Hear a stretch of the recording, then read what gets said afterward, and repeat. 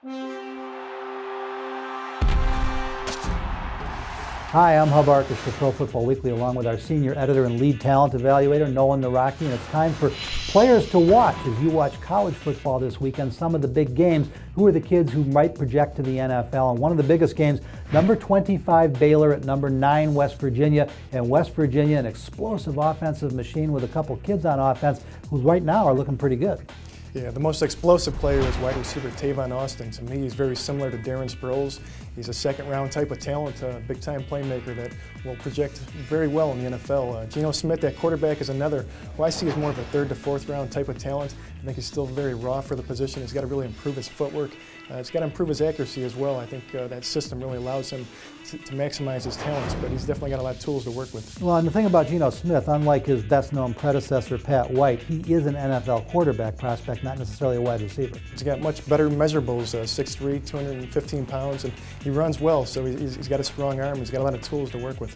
A young man at Baylor named Terrence Williams. Now, is Baylor becoming a wide receiver factory of sorts? Now they're producing more and more. Kendall Wright went in the first round, Josh Gordon went in the second in the supplemental draft, so this year Terrence Williams is making more of a mark. He's a versatile player, profiles as more of an X receiver, but he can play multiple positions, good kickoff returner, and I think he's a very hard worker as well, so I think he's got a lot of traits that you'd like to see in a receiver. You know, Nolan, there are few BCS teams in the country as disappointing early in the season as University of Wisconsin. We'll get into the whys and where's that in a separate video, but they're at number 22 Nebraska this week, and one of the reasons Wisconsin is disappointed is because they still have so much potential NFL talent to keep an eye on. Yeah, even though they fired their offensive line coach earlier in the year, they do have a lot of talent on that line.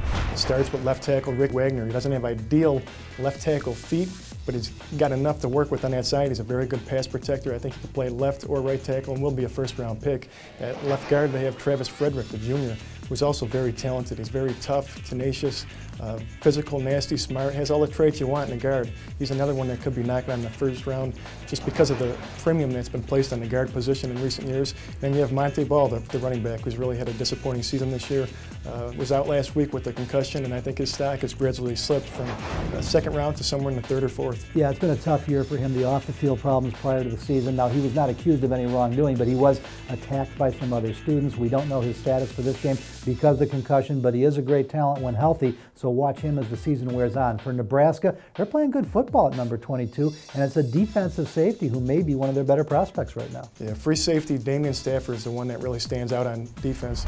He has good range on the back end, okay ball skills. Yeah, I think he'll make his mark on the back end more than in the box. He's not an impact hitter, but he profiles as a solid player in the NFL. I think he'll be a third to fourth round pick. All right, Nolan, as the season progresses, Nolan will be grading every player at every position, or at least all the good ones, at ProFootballWeekly.com. And for all the best in news, notes, and analysis from around the NFL, 24 hours a day, 7 days a week, again, stay right where you are at ProFootballWeekly.com.